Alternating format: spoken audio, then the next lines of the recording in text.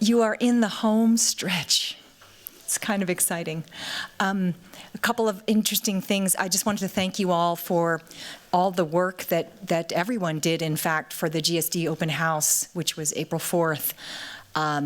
We have probably the largest yield for architecture for our department in the recent history of the school. So I'm really excited. In a year that's incredibly troubled by so many other issues, it's like that's a very heartening moment. We'll have a real bumper crop next year. So I'm happy to announce that. And I'll tell the faculty about that at our upcoming faculty meeting. So you're hearing this before they know this. But yes, so that's pretty exciting. A couple of other very, very quick announcements. So as you know, April 25th, I'm like 3 months off here. April 25th, we have our last event, which is First Projects. And that will feature several architects in conversation with, and designers, urban planners, urban designers. We have people from different departments. Speaking candidly, it's going to be an unplugged conversation, so there's no recording of it, talking about their first project. It was a lot of fun last time because it's obviously on Friday night, it's also set with beer and dogs, and it's just a good time to hear about what they were thinking about when they originated their practices. What was that first project that set them on a path? So it's a pretty interesting conversation, and we learn a lot because it's unplugged. We also learn a lot of what they were thinking about, and secrets that they're sharing about those early days. It's just fun. We had a lot of laughter. So I do encourage you all to be there, and it's exciting. Okay, so for today, I'm super excited because, as you know, Positions is a series that is convened by our department, and it's aimed at revealing the positions taken by players on the field of contemporary architecture. So the series hopes to unfold the complexity of relations and metaphors to make them very explicit, inviting faculty and guests to voice where they stand. So we're delighted today to welcome Jonathan Grinham and Daniel Ibanez. Let me tell you a little bit about them. Jonathan Grinham is an assistant professor of architecture here at the Harvard GSD. His research brings an intensely interdisciplinary approach to climate change and the built environment, connecting material science with building science and design to examine questions on materiality, thermal health, and life cycle carbon emissions. These questions have sparked the development of novel technologies, publications, patents, and a startup company, which I hope you will ask him about, called Trellis Air Corporation, and that delivers low-carbon climate solutions through material innovation. Jonathan is a faculty associate with the Harvard Center for Green Buildings and Cities, the Salata Institute for Climate and Sustainability, and the Eisenberg Lab at the Harvard John Paulson School of Engineering and Applied Sciences. He holds a degree in architecture and building science from Virginia Tech and a Doctor of Design degree from the Harvard GSD. Jonathan, as you know, is currently teaching the materials course as part of the architecture's core curriculum, and he teaches in the second semester Design Engineering Studio. Daniel Ibanez is a Spanish practicing architect, urbanist, and scholar. He is the director of the Institute for Advanced Architecture of Catalonia and co-founder and principal of Urbanitry. I love it, many ways. Daniel holds a doctor in design degree from Harvard University. Additionally, he is a licensed architect from the Polytechnic University of Madrid and holds a master in advanced architecture from the Institute for Advanced Architecture of Catalonia, as well as a master in design studies from Harvard University. Beyond his current role, Daniel has served as a faculty member at several academic institutions, including the Polytechnic University of Madrid, the Pontifical Catholic University of Chile, Northeastern University, the Rhode Island School of Design, and of course here at our school, where he is teaching Core 4. His professional research and academic focus is on the architectural and urban implications of renewable carbon-storing biomaterials in construction. And among other things, Daniel is the author of several books, one called The Terraces for Life, the tallest social housing mass timber building in Spain. He's also co-author of Mass is More, installation at the Mies van der Rohe Pavilion, and co-author of the book Wood Urbanism, From the Molecular to the Territorial, and lead of the Built by Nature Mass Madera network to accelerate the use of bio-based construction in Spain. So additionally, he is a senior urban consultant at the World Bank, advising international governments and institutions on timber housing and urban development. So please join me in welcoming both Jonathan and Daniel.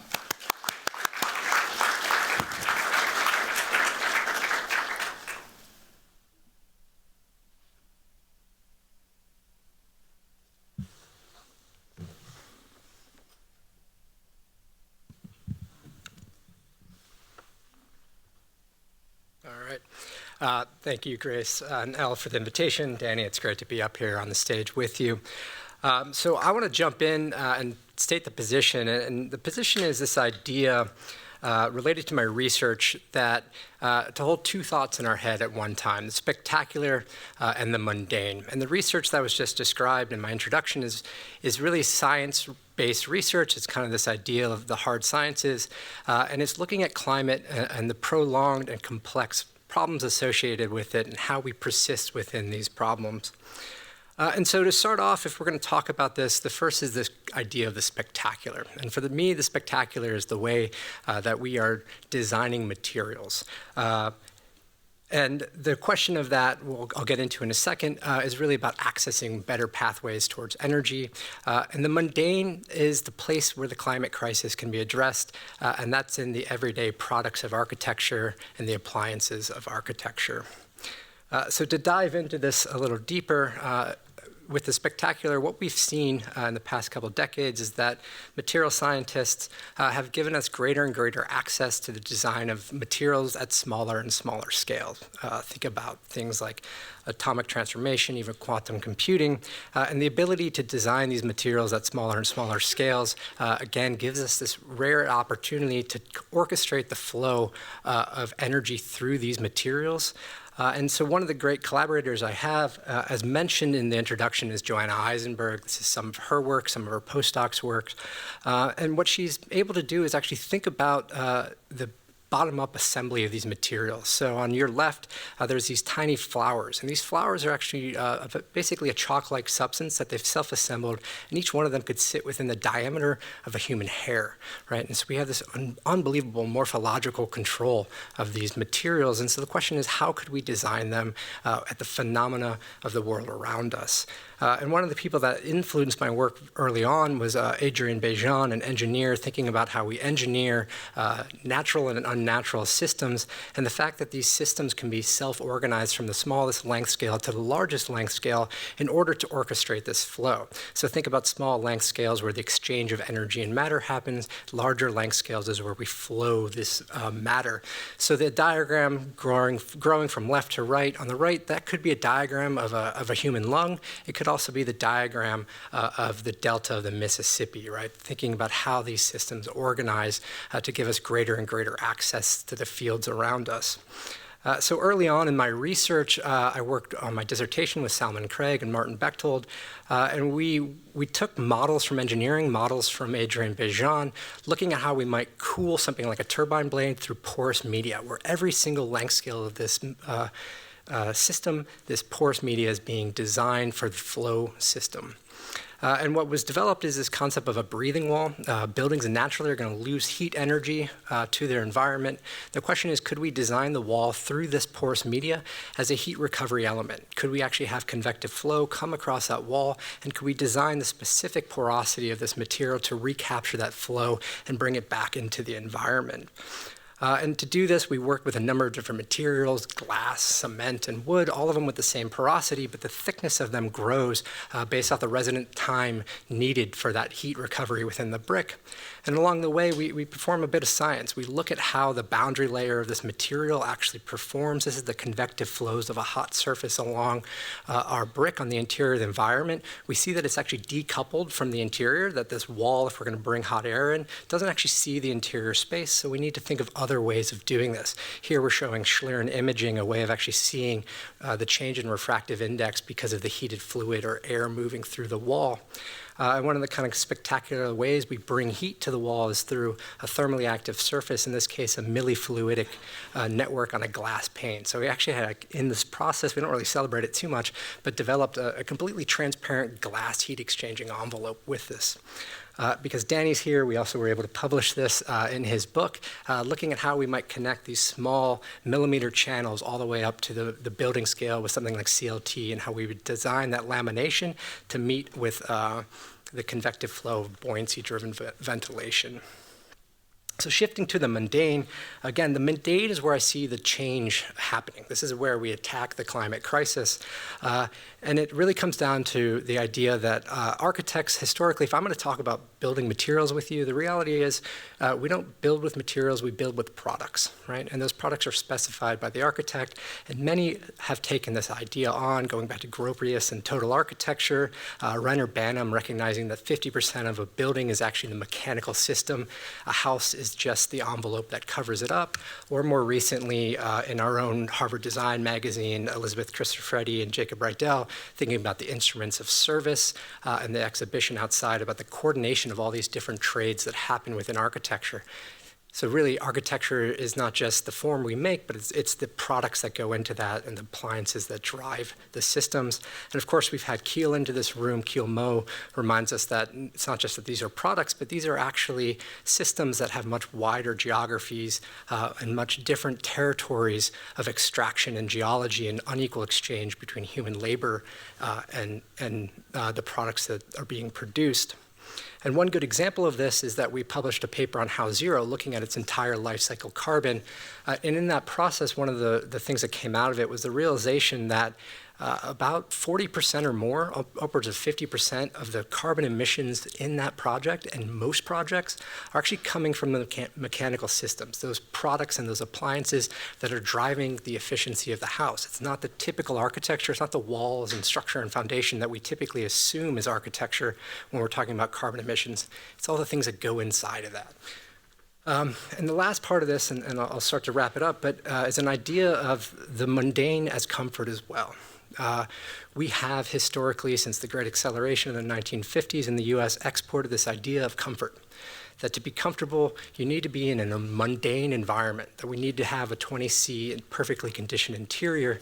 But the reality is the mundane is moving more towards almost a human right. So if you read the book by Kim Stanley Robinson, The Ministry for the Future, it opens up with an event of 20 million perishing in Lucknow, India, because the temperature hit what's called the Sherwood wet bulb temperature, 35-degree wet bulb temperature in Celsius. And this is actually the temperature where our body can no longer perspirate to the environment because the air is saturated. And though it's a fictional event, it kind of reminds us, this kind of hyper object, the climate crisis, of what might be coming our way as we widely distribute comfort, but the need for that comfort moving forward as a kind of thermal resilience and survivability. And so the Sherwood numbers here, I won't go too deep into it, but the last kind of closing up this project is a project that really takes this on.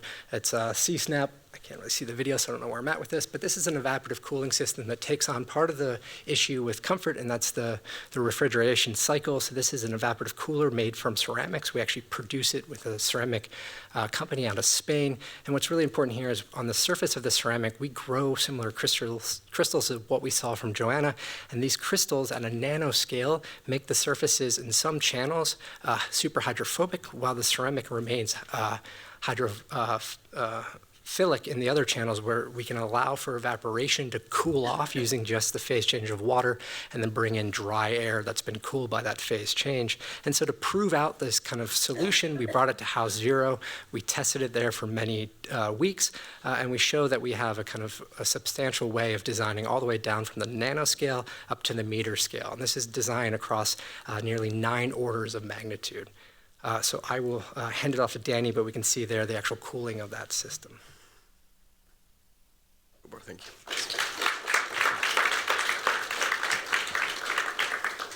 Is this on? Yes. Don't clap just yet because we have 3 questions to each of us tackle. This was question 1 from Jonathan. I'll do my part right now.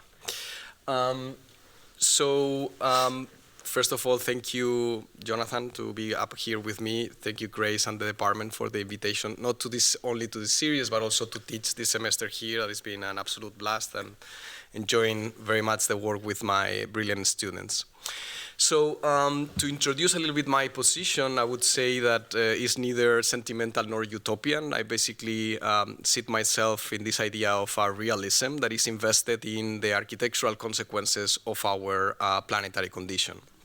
It is a position that begins by interrogating the so-called externalities of architecture and how those have been historically disavowed and somehow try to progress towards the design actions that render the full metabolism of architecture visible, hopefully regenerative, but also that is a project that is highly disciplinary. In this framework, I think architecture is critical in the way that we condense these larger territories that make it possible, the labor processes and all the ecological elements that somehow it produces, but it is produced from. So what I'm aiming to do, because we have kind of like 3 questions in front of us, is I will try to present one project that I think it will help me to somehow unfold a little bit each of them. I am, preliminary kind of articulating this position that by no means is a theory, it's just a position. It might change the minute I step out of this room. We'll see how the position holds. But I'm excited of the prospect that it can generate. So this is somehow question number 1, where all this position kind of came from. Maybe some of you know that probably I am the record holder of the student at the GSD that lingered the most. I think I've been here like almost 10, 11 years, something like this. I don't know anybody that has been a student that long, so I challenge you to take that title from me. However, this is a way of saying that, obviously my position has been shaped for amazing amount of architects and scholars that has somehow been or are still in this kind of like building, from Moisten and the work of an ecological urbanism, Charles in landscape urbanism, Neil Brenner on planetary urbanization, Hashim on the world according to architecture, Kiel Mo on questions of thermal architecture, non-modern architecture, Jane Hatton on material kind of culture and reciprocal landscapes, Iñaki Avalos on thermodynamic materialism, and so on and so forth. So imagine 11 years, kind of amazing people flowing through. Obviously, this in a way shapes. So instead, if there is a project that in the recent past somehow helps to render all these influences that all these people have had in me, and somehow help me shape this position into a kind of like living, built manifesto. This is Masses More project that you are seeing on the screen. This is an installation deployed on the charged kind of like void of Mies van der Rohe and Lily Reich reconstructed pavilion in Barcelona. The project, in a way, reinscribes into this kind of modernist sanctum as a repressed materiality, not in protest, but in radical adjacency. The pavilion, canonical in its articulation of lightness and abstraction, somehow becomes, in Masses More, a site of dense and dense ecological and material declaration. It complements somehow the slicked opacity of travertine and glass with the exposed tactility of CLT and bio-based materials, introducing this corporeal of construction onto the fantasy of dematerialized space. So in a way, this is not merely a kind of like rhetorical somehow inversion, but an ontological provocation. No? It demands that we see and feel the burdens of architecture has long obscured and outsourced. It is, in this act, the installations open somehow the black box of architectural externalities, revealing the hidden flows of forestry, of labor, of thermodynamics, of carbon, non-logistics that somehow underpin even the most of our celebrated forms. Yet, in this case, it does so in absolute formal and spatial kind of continuity with the modernist project in that case. No? So we wanted to pay respect to the kind of formal language of modernism, but offer a radical material departure from what it generated. In doing so, this project, Mass is More, activates a series of work in progress principles for ecological realism. First, it engages in a kind of critical act of revealing these externalities to see architecture as an ecological actor rather than as an autonomous artifact. By making its material metabolism along its value chain visible and unavoidable, the installation emphasizes local production and the transformation and calls for tracing these geographies of material labor and reinvesting design with territorial accountability. The materials deployed are territorially specific, sourced with attention to the proximate ecologies and economies. No? In this view, somehow the value chain becomes the new locus for design. It serves as both pedagogy, but also as an act of agonistic kind of like friction. No? So what you see in the screen is this kind of video that was one of the pieces on this installation to try to reveal that whole value chain. No? We sit a kind of GoPro in the tree, and we saw how that material transformation unfolded all the way until it became somehow this architecture in the Barcelona pavilion. The second idea that I think is very fundamental on the position is that the project, in a way, privileges a regenerative architectural production over destructive paradigms that we are seeing, very often these days. Throughout the use of bio-based and renewable material, it signals a shift towards a more self-sufficient kind of architecture, somehow an architecture that gives back, that sequesters rather than emits, that participates in ecological cycles rather than somehow disrupting them. No? Another important concept is that this installation articulates a renewed idea of materialism, no? That is kind of far away from this schizophrenia of endless layers of material specification in buildings. So I claim that less material needs to do more work, not in the modernist sense of a minimalist form, but in the sense of a kind of more thermodynamic sense of performance. From this arises another interesting idea of the position I'm trying to develop, which is this idea of the kind of monomaterial architectural principle, right? One that seeks to minimize the energy required both to assemble and operate a building. No? It recognizes this dual footprint of construction, not only the operation, which has been the overemphasis for many decades, but also the embedded ones. No? So monomaterialism in this sense is not a kind of aesthetic dogma, but a response to a real ecological necessity, offering a model of construction where performance is not layered, but somehow intrinsic. No?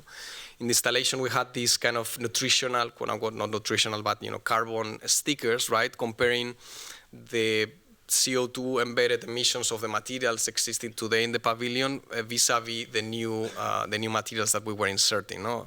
Not only that, but also the amount of material transformation steps and the distance traveled total by those materials. No?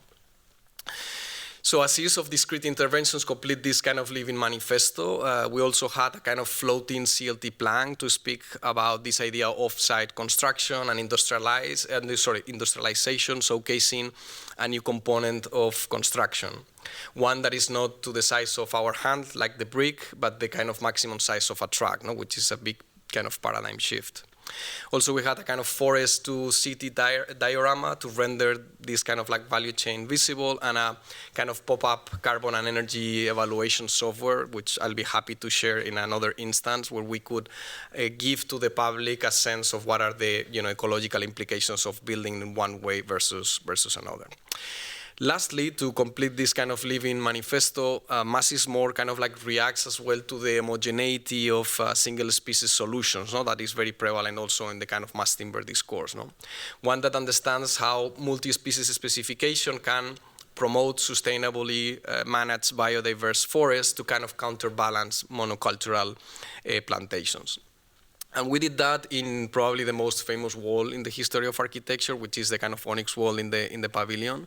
And what we did there is basically, again, recuperating somehow the traces of the kind of, these geological traces on the onyx wall and reinterpret that in a kind of multi-layer, multi-species kind of like CLT panels. Well, in this case, the curvature of that geometry enable us to expose the different species and at the same moment kind of like reconstruct or retrace the original shapes of the onyx wall, but this time carved out of timber, no?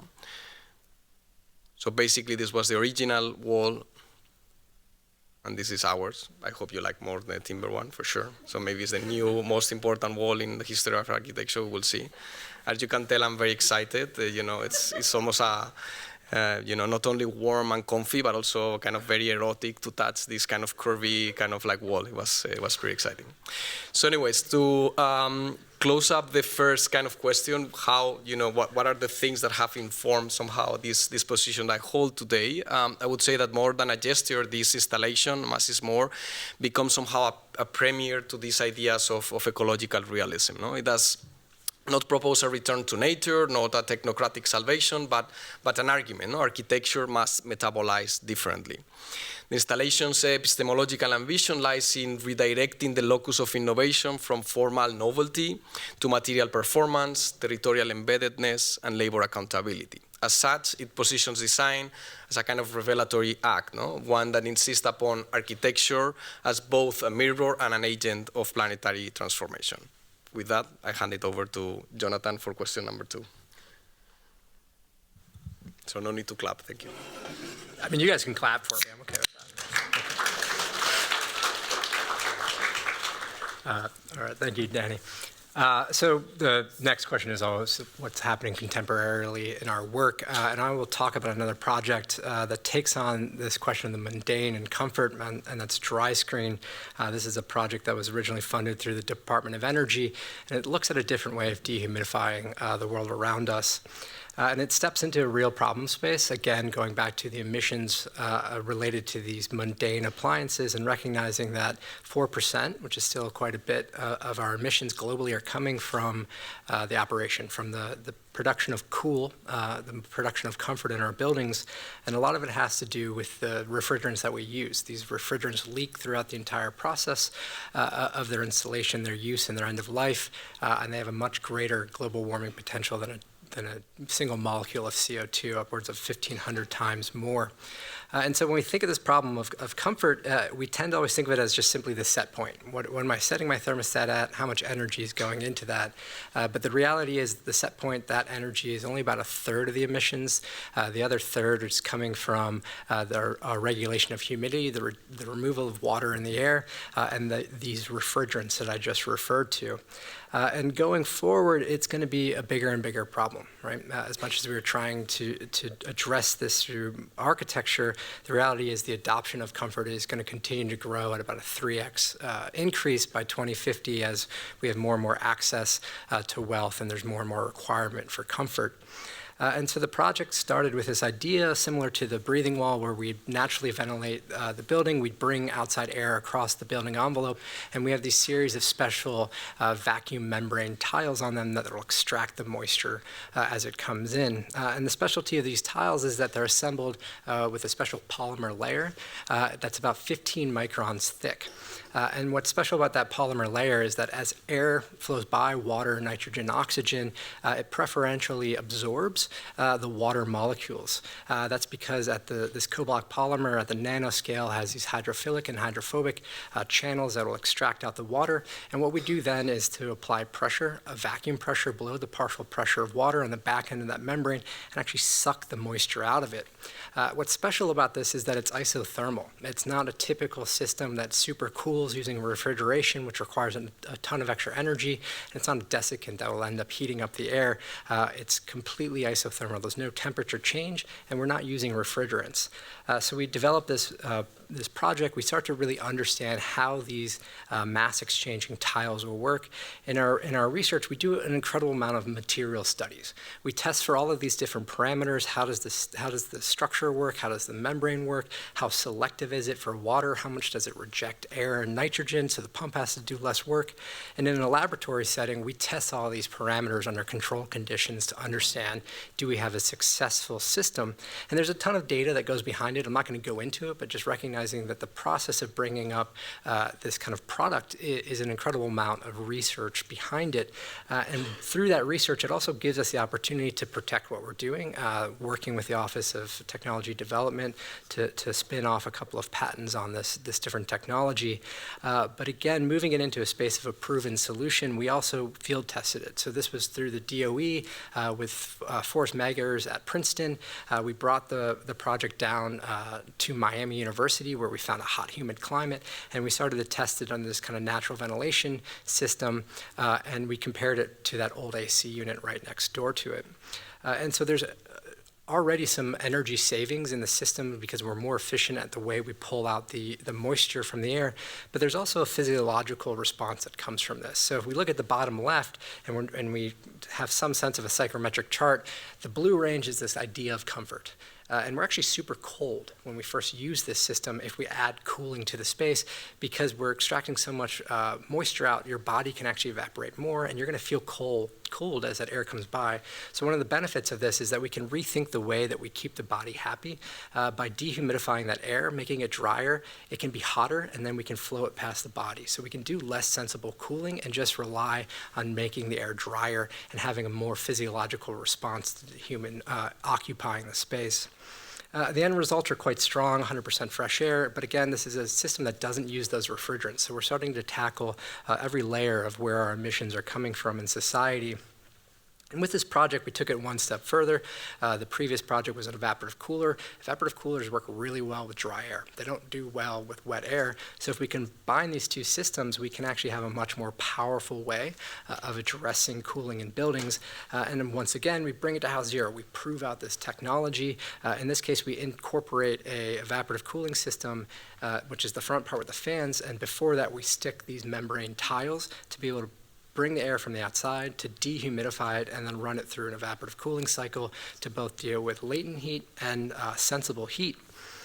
And the results are great. We have a really kind of powerful cooling device. We see that the improvement is there. There's an effectiveness. But what's quite interesting with this is that we also capture a lot of water. This could actually be considered like an atmospheric water capture system. And with that water, we can use part of it to regenerate the evaporative cooling cycle. About 70% of the water we capture, we can actually reuse within the evaporative cooling system. So we're really kind of thinking about where these energy flows across the entire system. Now, the slides I showed you are actually part of a different deck. That different deck was something we developed with the Office of Technology Development at Harvard to launch a company. So we took the core patent on the dehumidification technology. We worked with Chris Petty and actually launched a company at the end of 2023. We raised a pre-seed and we launched Trellis Air to focus in on this dehumidification technology. And what's quite great about it is we moved into Greentown Labs here in Somerville. The room is actually full of amazing equipment. I just can't show it to you. But the key to this is that we worked with a VC that built an amazing team. This team, a lot of them are coming from e-ink, the folks that did the Amazon tablet screen. Russ Wilcox in the middle built an entire team around this project to be able to drive kind of these solutions into an innovative commercial space. The team has been doing an amazing job of advancing this technology, of prototyping it, and making it become that, I wouldn't say mundane at this point, but that spectacular system that can be widely distributed to take on this question of emissions. And even in their first prototypes, the development has already passed about 65% more effective than a typical dehumidification system, with the opportunity of being 85% more effective. And what this really comes down to, if we're not really okay with the legacy of thinking about operational emissions, is we're effectively saying that out there we have a technology, the rest of the people are leaving about 85% of the energy out in the environment. We can do it much better. And so there's still spaces to be gained. And I'm really excited. We were just featured in the Gazette, and this feature also comes with the fact that we just raised more than $5 million seed round to continue to develop this work. So it's not just dying on the table, but instead we're going to continue through many years to advance the research.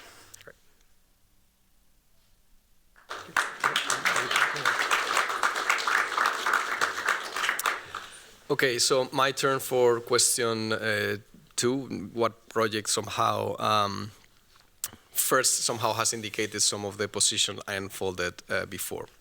So while Mass is More was a kind of overt pedagogical quote-unquote installation, Terraces for Life, which is the project I'm going to show now, was this kind of like lived corollary.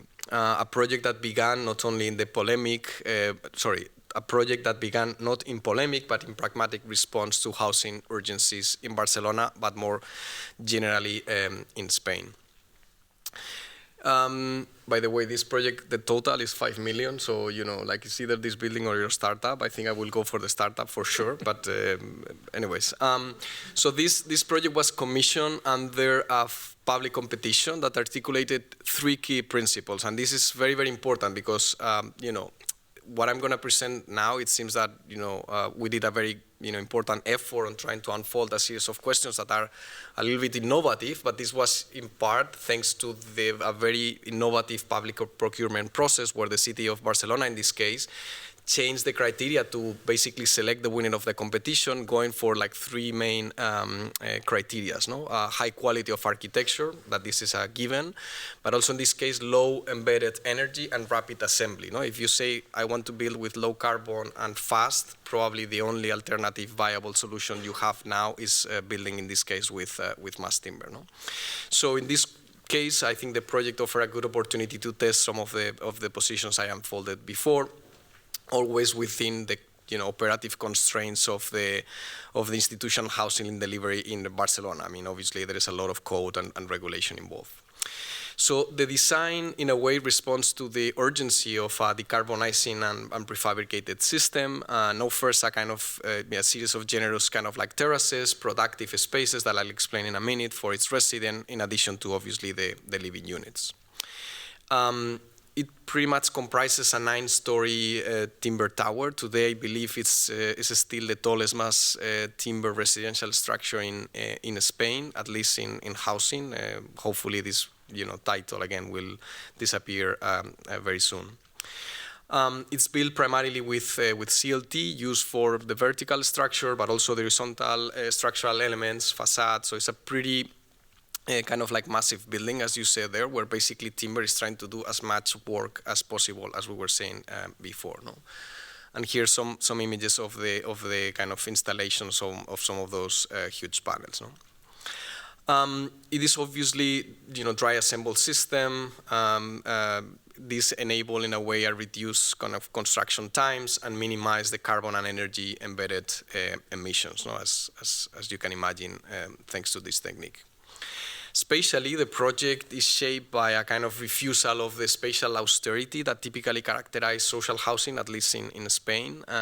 The somehow oversized terraces, its units, you know, direct somehow extension to the outside, were conceived in a way as a response also to the COVID kind of pandemic. This competition was designed during that process, or this kind of like period. So for us was a very, very important kind of component to the house. In doing so, the kind of terrace not only becomes an amenity, but also a climatic and ecological threshold as well. No? It's a space for, you know, the social reproduction, but also ecological and climatic too. While these terraces are not kind of shared, mostly kind of individual, they are also intended to support this kind of multiple forms of life, from, you know, plant cultivation to the insertion of a series of vegetation at multiple levels. If you don't believe me when I say that these, you know, multiple forms of life, 2 days into inaugurating the building, rabbits start to appear in the kind of terraces. So there you go. I mean, it's clearly, you know, multi-species building already. So The organization of the tower is relatively straightforward. We try to optimize the spans for the optimization of, in this case, of the CLT structure. 5 units per floor, all of them around a courtyard that is both the circulation but also helping for climatic purposes, ventilation, cross ventilation of the units, and so on. And probably the most let's say, interesting aspect is the proportion of terraces in relation to the enclosed space in that case. So in addition to all of these, above the kind of housing block, a kind of solar greenhouse also that is added on top, as you see in the section, somehow enable us to produce food, but also energy, but also serves as a kind of moderator of the kind of microclimate of that kind of like courtyard. And in addition to that, we also were able to insert a kind of communal fab lab, a kind of fabrication facility open to the community in the ground floor to basically offer, from a small scale kind of like production, as you guys can have here at the GSD, to also kind of food transformation that has been harvested in the greenhouse on top. So these elements are not programmatic, quote-unquote, accessories, but also architectural arguments for grounding production and reproduction, growing and making as integral to the domestic part, something that is rarely seen in the kind of social housing landscape, at the very least in Spain. The solar greenhouse, funny kind of piece of data, can produce all the vegetables for the residents' need yearly, unless they are not vegan. If they are vegan, the math is completely screwed up. So for these purposes, it's better not to be vegan. But besides also the kind of ecological strategies applied to that, also it's a space of social kind of like innovation. I have a friend that says like, yeah, Danny, the bio-based materials are great, but people don't gather around timber, but they do gather around food. So we are hoping that this space could also bring new forms of kind of collectivity, of community making somehow around the plantation and the kind of growth of food. We had the chance of doing a small mock-up of this kind of vertical farming that hopefully will be soon deployed in the greenhouse. Is waiting to have the fab lab ready so that the greenhouse can start kind of like operating, but we have this chance of doing this small mock-up actually in the greenhouse of Barcelona, like a very beautiful kind of like a space where we tested out a little bit the implications of this kind of like vertical farming with our little kind of model down in the left bottom corner. So in opposition to the kind of genericism of this developer-driven housing kind of paradigm, Terraces for Life reclaims architecture as a practice of situated making. The project reveals and internalizes some of those externalities that we were discussing, material, energetic, and social, and in a way privileges a regenerative and self-sufficient kind of system paradigms, both in the sourcing of material, but also in the generation of energy, of food, and stuff. The fact that in a building is not just a destination of consumption, but all of a sudden it could be a space of generating your own food, your own energy, or partially your own energy, partially your own food, and some of the stuff, of the furniture that you need, I think it's quite interesting. So I think the project in a way, and it's a good example of the position I would love all my work to kind of like take, it engages with also these downscale value chains that we were discussing at the beginning, and calibrates a little bit its assemblies and to the capacity of the newly kind of developed local labor around these questions of industrialization. It localizes production, as we were discussing, employing this regionally harvested timber and dry assembly for fast and low impact kind of construction. In this sense, is somehow a specific metabolic act. So to close it up, Terraces for Life does not propose housing as a mere shelter, but as a complex metabolic scaffold. It fosters new domestic life forms, ecological attunement, and collective empowerment, coalescing into an architecture that is not merely built, but cultivated. That's question 2.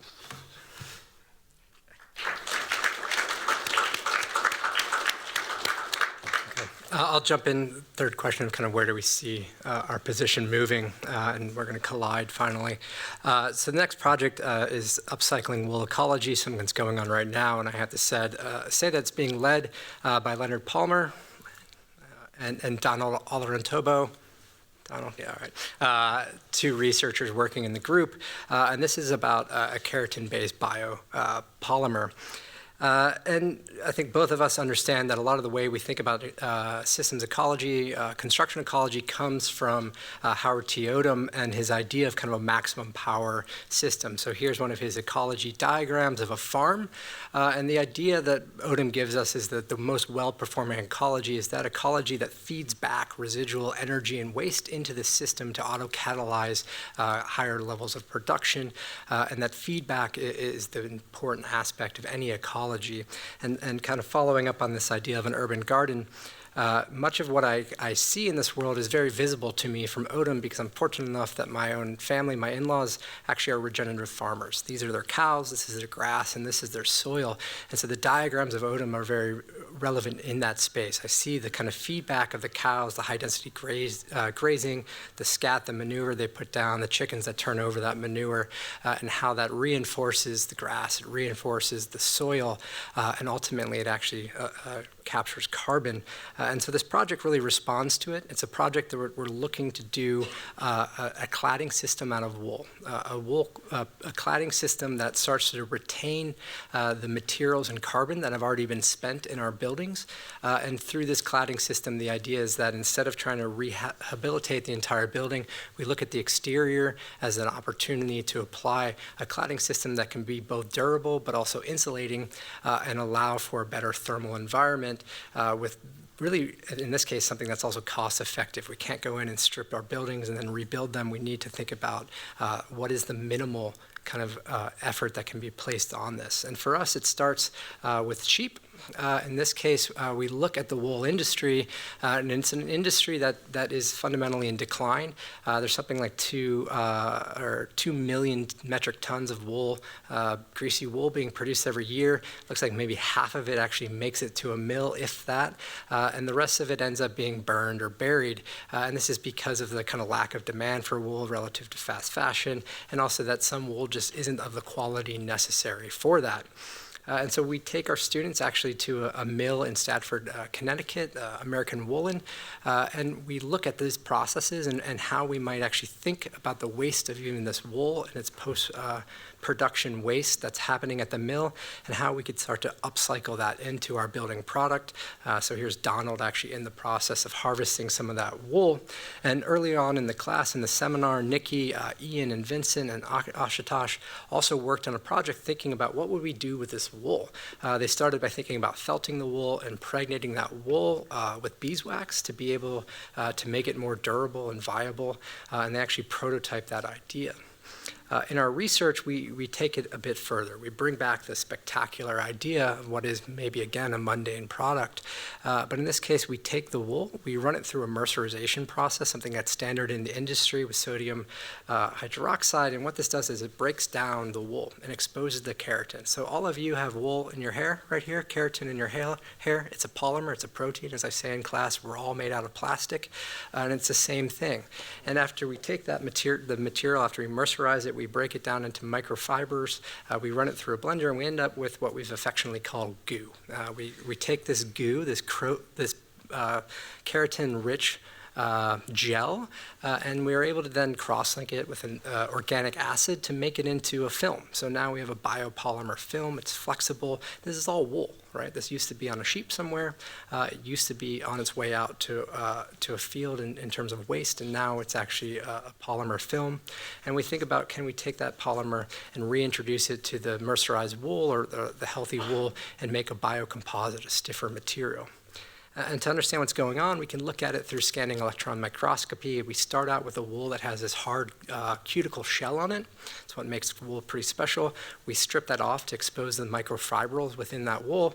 And then in the bottom left, you can see this continuous film that we generate, and then the biocomposite that has the microfibrils also kind of embedded within that polymer that we generate.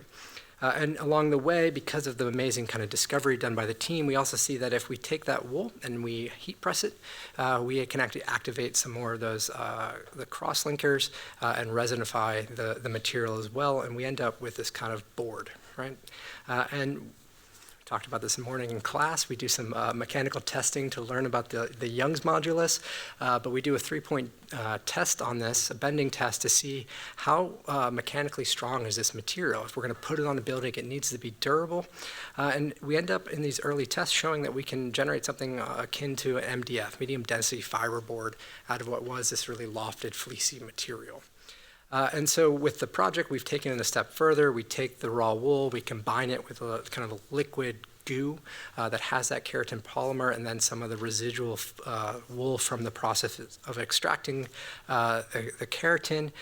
We put it in a mold, what we've affectionately, Len, has called the tofu, and then we bring it to the heat press and press it again into this densified panel. And so we go from this kind of inch-thick tofu down to, in this case, like a 1/4-inch thick hard panel. And so now we can see it, the idea of it being applied to the building it's cladding, and the form factor, again, it's just a shingle, right? We're not necessarily going into the spectacular design just yet, but just, again, the commodification of how would we apply this in a widely distributed space to take on this crisis of the climate. If we want to know if it's durable, hopefully the sound will work. I love this video. This was wool. And now it's a hard, durable panel. It's weather resistant. And the idea is that we can also thicken that panel to get the insulation that we want moving forward. And just like Odom, we're always asking, where do we design? Where is the leverage in this? So we look at the entire systems ecology of this product. On the left, kind of the bucolic instance of the wool panel. On the right, the business as usual polyiso petrochemical system. There's no petrochemicals in what we're dealing with. The petrochemical system is going to extract ancient fossil fuel, or ancient fossil light, let's say, into a fuel that generates the polymer we need in terms of polyiso, but ultimately the only place it can end up is back in a waste landfill, right? Or in the waste landfill, sorry. The sheep, on the other hand, provide us a way of kind of nurturing the environment. If we do the right type of agricultural practice, we can then generate this product out of a waste stream, that unused, that residual waste in the system, and then generate a building system that it should be able to return back to the soil itself. Along the way, we see that maybe there's actually more carbon being emitted in our process right now. We do a life cycle assessment on that, but it's open and honest. We say, is that okay? If there's more carbon in our system, but we can return it to the earth in a less extractive process, what does that mean? And so these are kind of ongoing questions that we have within the work, but this is work that really supports a more bioregional design, a closer design to the place of fabrication and making.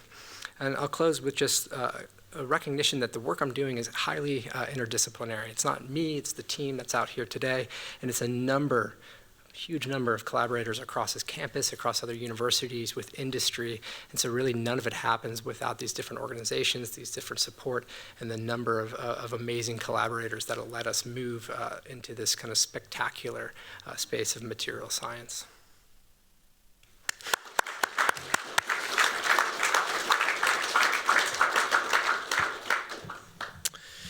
Okay, so to close it up,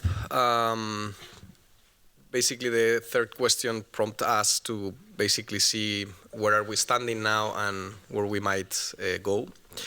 So the third and last project I would like to introduce to frame this question is what is soon to be called the Barcelona Urban Tech Hub, which is going to be partially the headquarters of the Institute for Advanced Architecture. And somehow this, to me, delineates a little bit probably the kind of ultimate direction of where this kind of like position could go.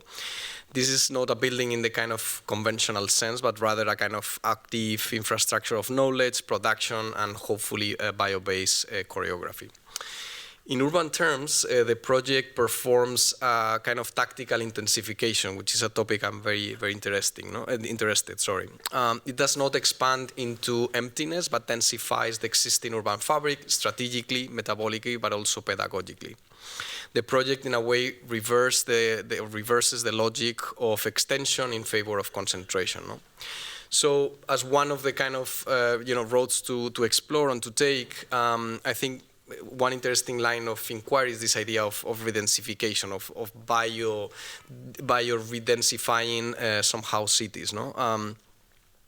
the redensification of cities with bio-based structures somehow could provide us a kind of solution that is not only because it's bio-based and decarbonizing, but also as a way of understanding that urban morphology, matters in ecological terms quite a lot. No? So the whole somehow plethora of potential architectural and urban implications of addition, extensions, insertions, kind of envelopes, new kind of like construction within cities, I think is a very exciting kind of like prospect.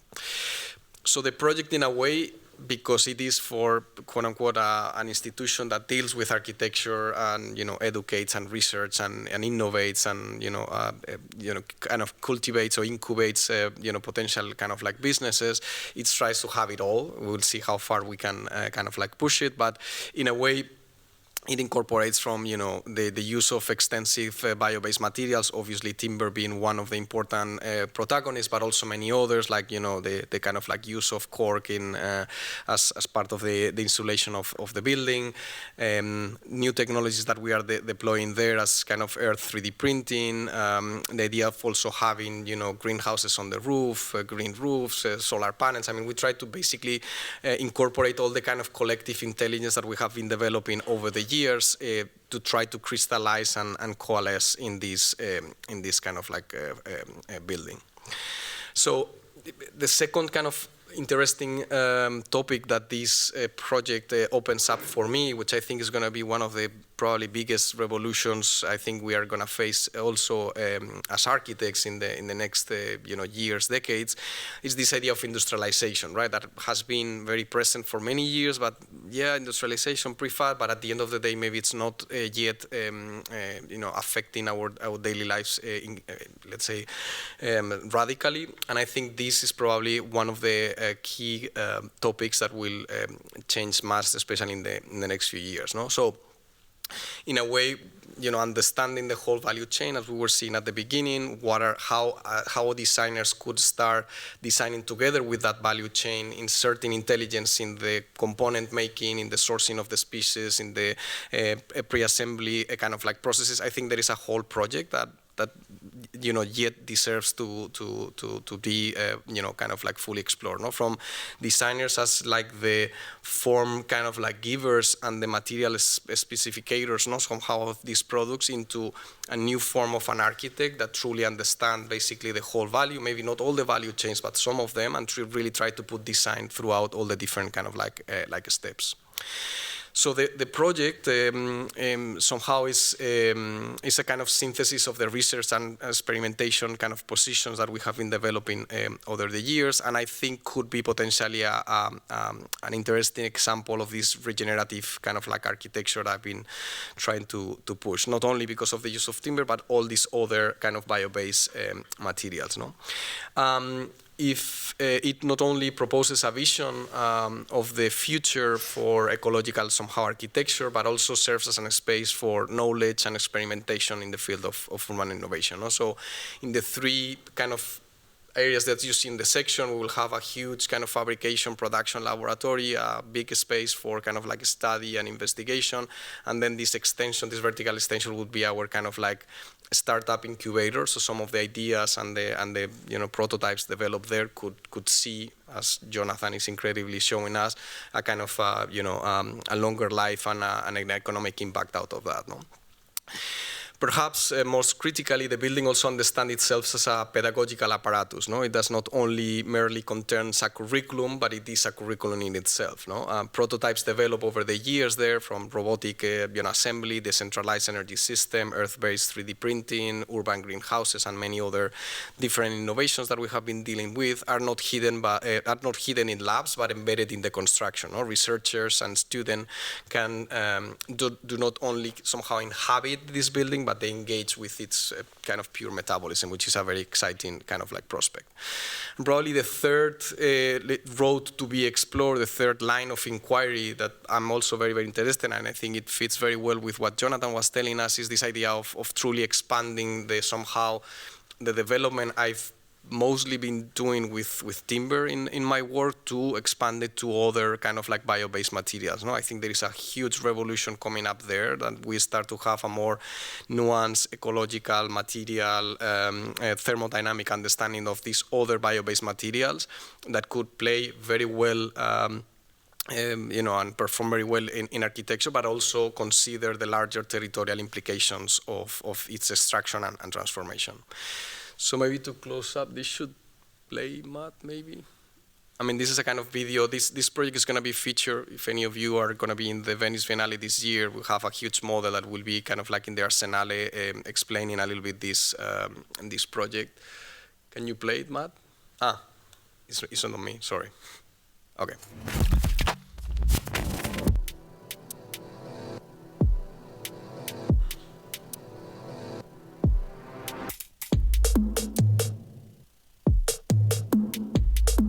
So it is, as you see, located in Barcelona in the kind of innovation district.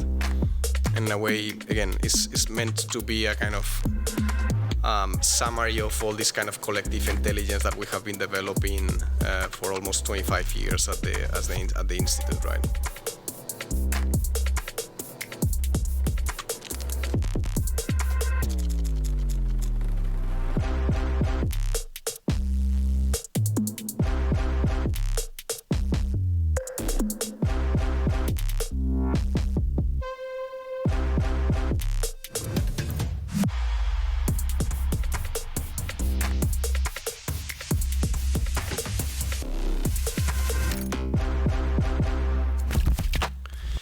So to close it up, again, in a way to attempt to articulate all these principles that we have seen throughout the position of making these externalities kind of like visible and black boxing them, questions of regeneration, of territoriality, of thermodynamic materialism, biodiversity, redensification. I think we should not see them as independent kind of variables, but as an interwoven kind of logic that somehow try to reassess this kind of position for architecture I'm trying to somehow develop. No?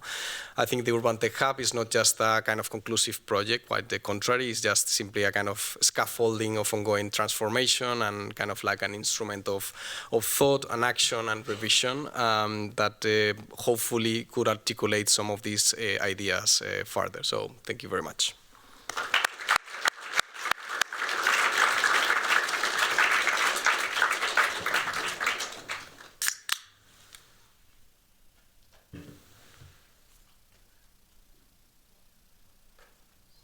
Start asking questions? So is this a group? Do you want to? Thank you. Hi, I'm Caden. Thank you guys for the lecture. It was awesome. I'm gonna read off my notes here. This one's a little bit. I don't know if you guys got this question. I was just drafting it up as I was listening to you guys talk. So we talk about sustainability as something we should be doing and something that we need to be doing. Do you think there's an ethical obligation to sustainable architecture? I'm asking because architecture studies and practice in the past didn't really care so much. It was more about theory and the study of architecture for its own sake. And if there is an ethical obligation for sustainable architecture, what is the threshold of this obligation? Is it to do the best with the systems that we have in place right now, or is it to approach things like you two have, thinking about it as a materials and ecological science, and push the envelope farther and farther? And if the onus to build responsible architecture is strong, where is the room for less scientific decisions in building designs? In other words, do I have an ethical obligation to put a sawtooth roof on my building? Do I have an ethical obligation to spend time figuring out a better solution than a sawtooth roof? Or how do I justify not putting a sawtooth roof on my building and sacrificing a little bit performance for more architectural articulation? Shall I go? Moral obligation, okay. So, you know, at the time that we were doing the installation at the Mies van der Rohe Pavilion, it was a really interesting period where we could really I read a lot of what it took to do that kind of pavilion at a given time, right? And somehow my conclusion is that I don't think, for instance, modernism had a kind of like a evil agenda behind it. It's just simply they were doing the best with whatever they knew at that time, right? I'm absolutely sure that if Mies was, living today, and obviously Lily Rage as well, they will love, some of the CLT and probably the Barcelona pavilion would have done with that technology, right? It's simply that at that moment in time, there were certain information that was not available for them. Architecture was done in a kind of very self-centered manner, as an autonomous kind of like object, and all this that we now understand better, these externalities that somehow are so fundamental in the kind of ecological balance of the building were simply non-existing, right? So the fact that we have more information, more data, we can start to kind of evaluate, I think this give us the ground to take better decisions, more informed decisions. I don't want to say anything about moral truths and ethics, because I think I would say, I don't know, these days I don't want to do any of this statement with the kind of political environment of our time right now. But, in general, I would try to think that everybody tries to do the best they can with the given information, right? That there is nobody trying to do, I'm going to do the worst building possible, the one that performs the worst, the one that is emitting more emissions in the atmosphere. In general, we try to do kind of like the best, no? So I would say, with the given information that somehow we have, I think it's important to acknowledge those things, no? And I think probably for me the biggest disciplinary change, especially after my years here, was to understand that every time we talk about architecture, we are really talking about a very, very large footprint with planetary ramifications, and designing with that is not only morally necessary, but it's super exciting. Like all of a sudden, your references are not your street or the people you have around or the community. Those are present, but also all these kind of like chains and ramifications that is, spread out, that to me are like a fantastic kind of locus for design, no? A place of experimentation, as a place of design inquiry, right? I think the question is so it's complicated, right? I started off by saying we need to persist within this problem. And the goal is that we persist, right? That we don't necessarily step away, and that we actually attack it. And for you all, I think I mentioned this, we have you all in class, like, it's my belief that this is the most exciting time, right? It's a time where architects have incredible agency to take on these questions of the climate crisis, and it should be rooted in everything we do, right? We have different pedagogy, we have different approaches. If I could control everything, if I had a magic wand, it would be that these are the things we're taking on every day in studio. And it's not just because we need to do it for the sake of sustainability. It's that when you experience it, it's a celebration. In my seminar, my students are working really deeply on these topics. The amount of amazing solutions, the amount of creativity, and the possibilities that emerge are fantastic. And because of that interesting problem set, these questions of metabolisms, of geographies and geologies, they're all so rich and ready for design at every stage, and of the leverage that we can generate. And so that's a big part of it, is your agency. And I also, I think the talk was a little bit actually to this question of science that you bring up. Like, we're in a weird state, I will say. Like, we don't want to politicize too many things, but there's a strange state of like nobody liking science, right?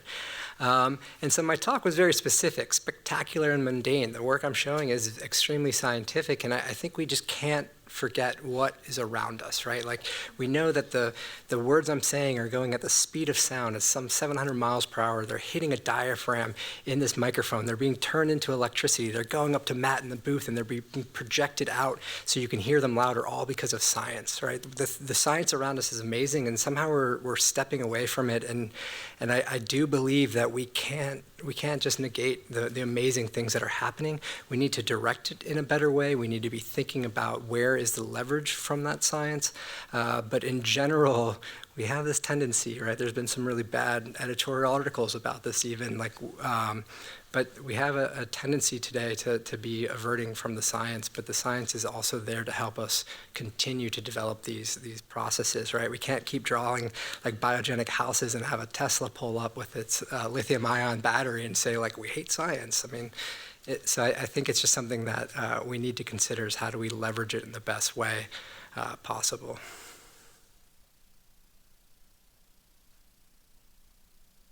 Hi, thank you both for your talks today. Super interesting stuff. I guess we had a question about scalability of both of these processes, especially in terms of kind of regionality of both of these things. So, Jonathan, you brought up the future of this like wool-based wall cladding system, which is super cool, but clearly involves a lot of processing of a natural material, and like can be applied to maybe like certain regions of the world where wool is available and transportable to this extent to especially in like taking material and then compressing a lot of it into something very small to be distributed later. And for CLT, it's like there's definitely environments where wood works better than others, and we were wondering how these very kind of moving towards materials that are better for the environment and capturing carbon in some way, how that process can be scaled to other parts of the world that maybe like they have similar research going on, and especially to do something so intensive such as this wool turning into cladding thing, like how that process can be less specific to the prototyping, essentially. Start with that. I think that's a great question. It's actually an interesting question. We do have a patent on this process or an application, and even our own Office of Technology Development goes, can this scale? Like, is there enough wool in the world to make this matter, which is a different kind of situation. But I think what you're describing is also maybe not scaling, but I think many of what we want to be thinking about is templating, right? What kind of design collectives, design processes can we template that can be placed in different regions to apply these types of kind of rule sets and production? And that's a big part of it. I think one of the things that really interests me on the wool side of things is we look at the processes that we're developing and what we recognize, and we're collaborating with others in the States here, that we have an industry that was very good at this. And many of the processes we're working on still need some of that equipment, and we're seeing that maybe we could turn over processes that now only run once a year because there's less demand for them. And a system like this could actually insert itself within existing processes to make larger batches. We can start to think about calendaring these kind of processes that already exist in the textile industry and start to upcycle those processes, upcycle the skill and labor involved in it with these different communities, especially around North Carolina and spaces like that, to be able to scale it, at least here. And then, of course, Europe, India, we have these same processes. So it's whether or not we can generate the right template, not necessarily the scale up, but the ability to move it into these different regions. Yeah, I think it's a great question, and so, like, I don't know, contemporary. I remember in one of the seminars, in one of these many years I've been here, of actually our common friend, Kiel Mo, that he was putting the example of the Sana Museum in Toledo, Ohio, that, you know, it's a very beautiful architectural piece with this kind of curved glass and so on, no? And I remember always liking that project very much, and, you know, when you hear the architect talking about that, it's like, no, because Toledo used to be the city where the car industry were manufacturing the windshields, and the windshields is like curved glass, so she was inspired about that to do the kind of museum. So you say, like, that story is so beautiful. It's somebody that is reading the kind of, you know, industrial, cultural ecosystem of a city and try to, you know, propose something that makes sense, is embedded in the culture. So that story is, you know, awesome.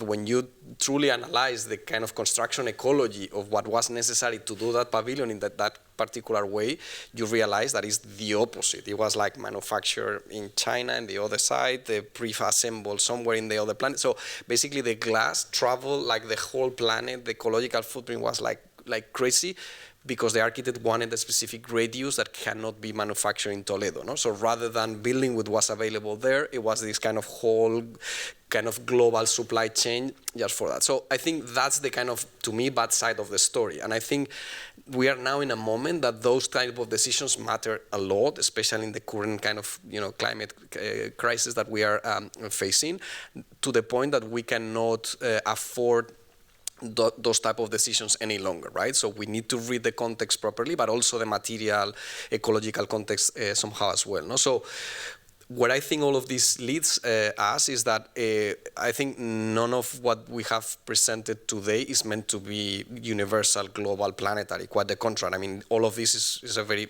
fair question. It has to be territorially specific. If you are in the middle of Saudi Arabia, maybe it doesn't make any sense to build out of mass timber because there are no forests around, and the whole material logic, the whole kind of material ecology of that should be completely different. So I think this opens up an interesting venue for us designers of starting to read territorially the architecture that we propose, not as a kind of in the kind of vernacular in a vernacular kind of like form because we are just inspired by X and Y, simply because from a purely ecological performance perspective, it makes so much sense. No? And I think, again, I don't see that as a constraint. I see that as an amazing opportunity. It's like, okay, how can we reinterpret things that are available here to do a really cool architecture that at the same moment is able to kind of like balance out its operational with its embedded kind of footprint simultaneously. So I think it's, very contemporary question. In Spain, for instance, we see now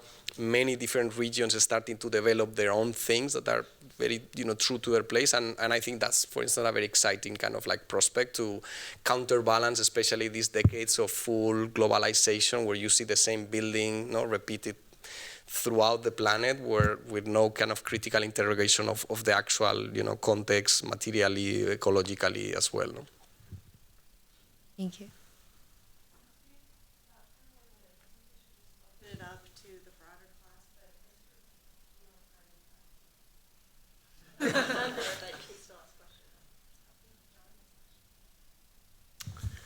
My question is about building systems as it relates to CLT, and I guess maybe it's not fair to contain this question just to CLT, but in an industry where we are in a profession where we are just interacting with building systems, I guess in this case CLT, what is the role of the architect in terms of authorship when we think about designing within systems, and I guess in your context, I guess specifically CLT? I mean, very quickly, I think it's huge. I mean, the CLT is just, to me, doing the baby steps in a kind of, whole journey that is going to evolve and change. I mean, I remember, some of the articles that Jonathan with Solman wrote for the Wood Urbanism book was opening up, just from a purely thermal perspective, thousands of opportunities for the CLT. We know, again, maybe the new onyx wall that we did in the Marcena Pavilion is just a provocation, but also starting to combine multiple species that are maybe, with different properties of timber applied to the CLT. Huge amount of of innovation happening there.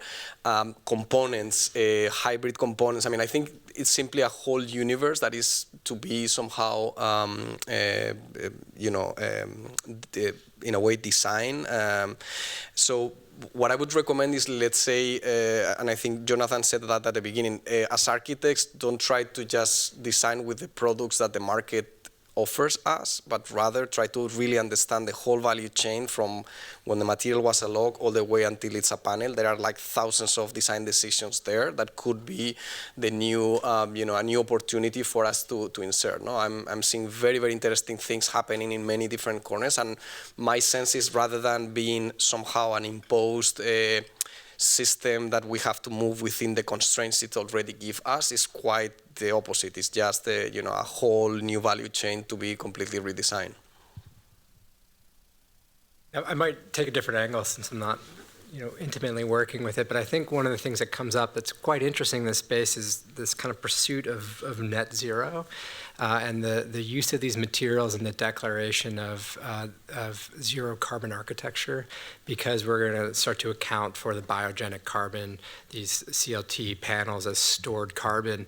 And I think the incentive is there. We need the incentive to drive these types of design decisions, but we still need to be thinking about the entire system boundary, and we need to be designing at every level of that project. And so if the CLT is just a justification of the rest of the system being business as usual, it's obfuscating what's actually happening in that project. It's kind of giving us the green light to just burn carbon in other places in that building. And so ultimately, we might say that, oh, there's stored carbon here, but the production of that building still had a massive pulse of carbon to the environment, and we're only zeroing it out on an Excel sheet sitting on some architect's computer.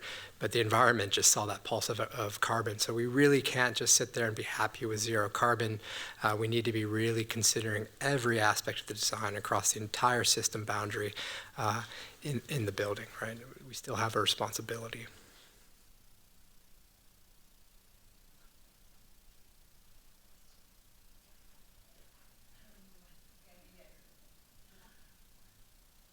I'm super curious because one of the things that both of you are doing, whether it's the CLT or the use of wood in general, or let's say wool, thinking about the new panel, you're finding a way of looking at that material again and or thinking about all of these parameters that you just identified that are giving it agency. And then at what point, so I think about let's say in the fashion world at the moment, there is a big push towards what they call, vegan leather. But then what they do is they simply take the vegan leather and try to make it look like the leather bag. And so actually it just looks like the impoverished version of leather. And instead of finding the new aesthetic and the new design potential of vegan material.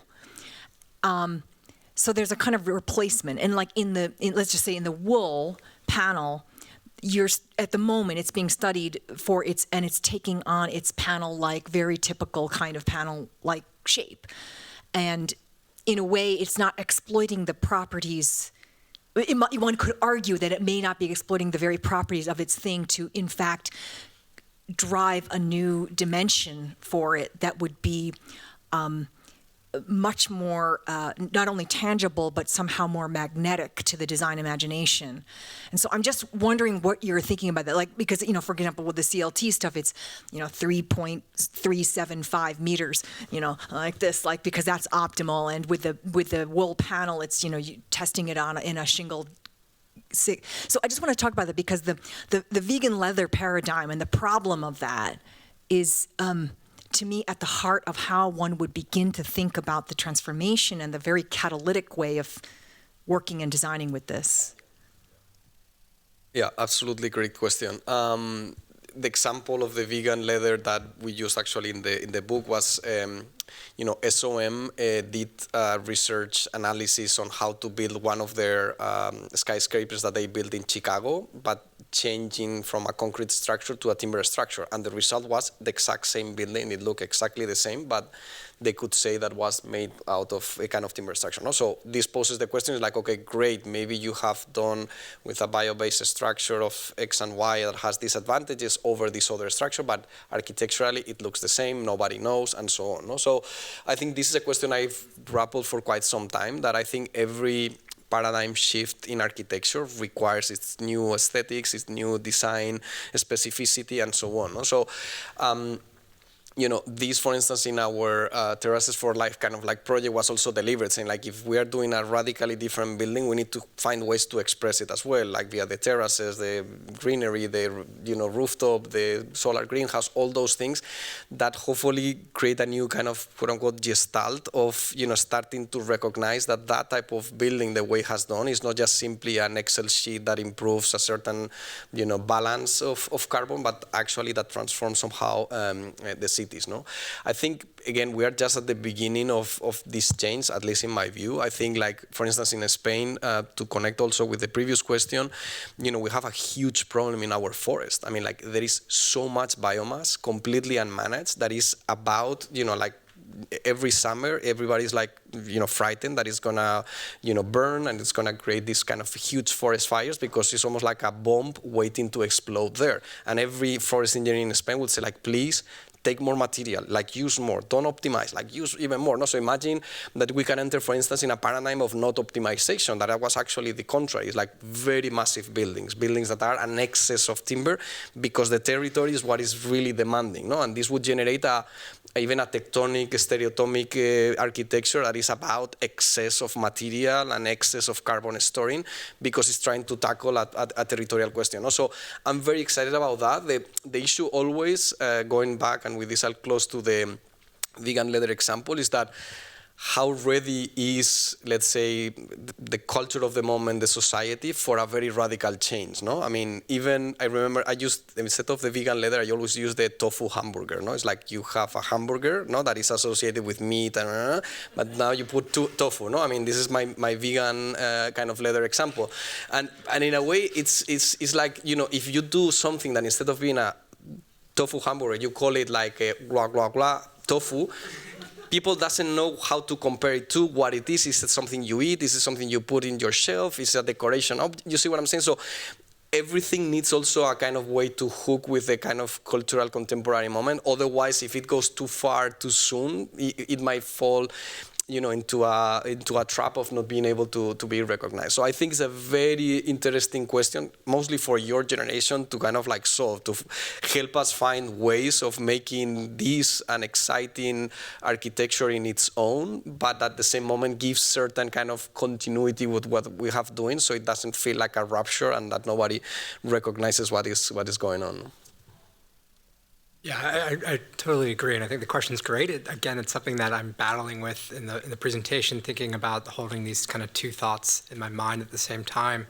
And I love the example, and for me, it's, you know, where does design happen as well? Like, is it just the aesthetic, or is it the full system? And if we think about the vegan leather, like, the reason it's also failing is because we're growing cellulose in a lab using an incredible amount of water, and it needs energy. And where's that energy coming from? Corn. Right? It's coming from the same food stocks that we all need. It's coming from the same food stocks that our animals need. And so it's just feeding back into industrial agricultural system, and it's not actually changing the paradigm. It's changing like who gets slaughtered, but it's still reinforcing these agricultural practices. And so for me, we're thinking about the wool and where we're inserting and having leverage and knowing that design is always happening along that way.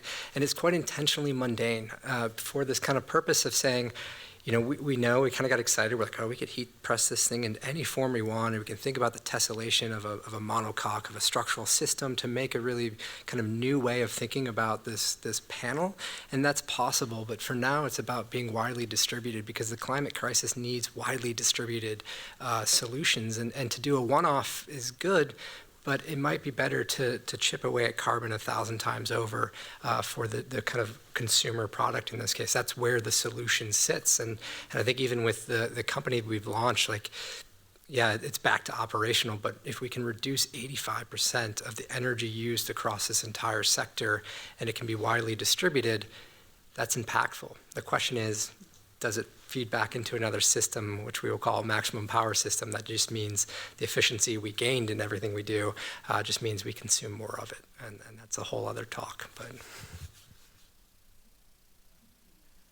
Thank you.